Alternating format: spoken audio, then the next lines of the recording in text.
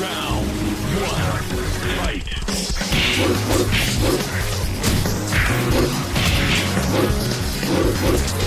Continue.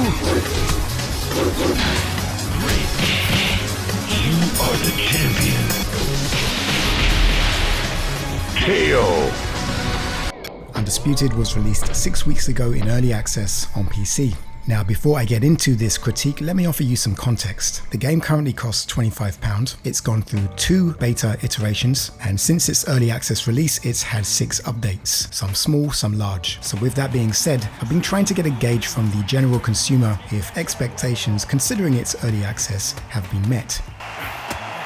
This is the biggest moment of his life. Can he seize it? And to be frank, I don't think they have. I see far more posts complaining about overpowered characters, unrealistic techniques, but there's also another narrative regarding whether or not the game is a scam, which, to be clear, I don't think it is. But let me just quickly offer to you why this narrative exists and why I alluded to it in my previous review. Many developers are using the Unity game engine framework, where much of what you see that you might be impressed with is available out the box. Graphics utilizing global illumination and ray tracing, realistic graphics are already in place. Not to mention, there are community frameworks which you can purchase to assist with physics, character locomotion, and last of all, consider they have motion capture technology to again make everything look fantastic, but it's all bells and whistles. I couldn't help but have that question. Do the developers have the capabilities to advance upon frameworks that perhaps were already in place? Perhaps. Now, we've had roughly 3 updates which have alluded to improvements in balancing out character attributes, specifically when taking on well-known boxers such as Ali, Sugar Ray Robinson, and Roy Jones. Because off the bat, it's not rocket science to see that the sales team have made the conscious decision to turn these fighters into superheroes. And I'm not just talking about their ability to take a shot or what seems to be unlimited stamina at times, but other attributes I think the casual player might not understand or see as a problem, especially if you're someone who plays the likes of Tekken or other popular beat-em-ups. You see, as far as I'm aware, this is supposed to be a boxing simulation, and unlike other simulations, boxing can be a lot of fun in its natural form. Because look, in real life, boxing you get brutal knockouts, devastating combinations, the thrill of the fight. Watch it, boy! When you're behind on the judge's scorecard, exhausted, and with your back against the wall, using timing and precision and correct foot placement, you can land a haymaker which can instantly change the tide of the fight. Now, despite the success I have playing this game, I often find myself stuck in this weird uncanny valley where I'm implementing strategies that make sense, landing shots to the liver, to the chin, the temple, and the solar plexus repeatedly, left frustrated. In layman's terms, I'm having to put in 200% whilst my opponent puts in 30%, spamming hooks and uppercuts with no thought process, standing still whilst I circle them and hoping and praying that they'll eventually daze me once my cardio runs out. And that's what typically happens when you play as a normal character in this game. Your stamina drains, your punches don't have as much impact, you have to be precise, you can't stand in the pocket throwing bombs and have the odds be in your favor. Now, as much as I enjoy the challenge of playing as the underdog, going against these overpowered players, I don't feel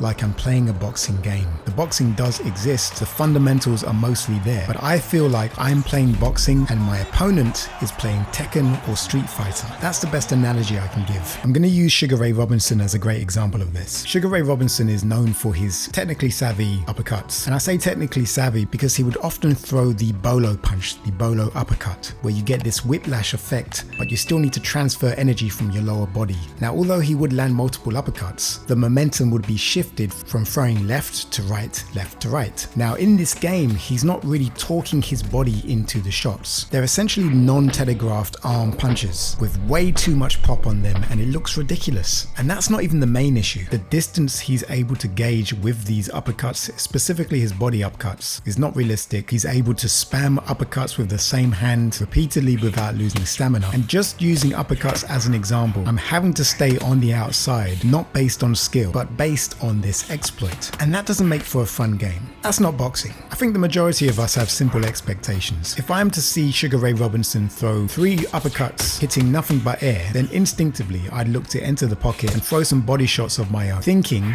this would drain his cardio since he's also just been wasting his cardio throwing uppercut. And that's why this game gives off uncanny valley vibes, because I do things which really shouldn't be that risky, but they end up being high risk because all of a sudden Sugar Ray Robinson is able to pull off 3 or 4 hooks at rapid speed which daze me, and that throws all strategy out the window. I know full well I'm not the only one complaining about things like this, since it's posted all over the Undisputed subreddit forum, and anyone who complains is met with abuse. But that's another subject. There's definitely some damage control going on. I don't know if it's people who work for the company or if it's just the typical positive toxicity. Either way, now I get this is business at the end of the day, and I'll make the assumption that the developers at Steel City who work in the trenches care about their craft. They're probably just as frustrated as us. However, marketing and sales are probably countering those frustrations with numbers, analytics, which shows that the majority of players are using these overpowered characters, which suggests they don't have an issue with them. So with that being said, first a message to Steel City: you can find a balance. You can release two categories of game, one being a knockout type mode and one being a simulation. We've seen this in UFC games, which gives casual players the opportunity to play the game standing and banging in the middle of the ring and seeing who falls first. But separately, you should have a simulated experience who want to experience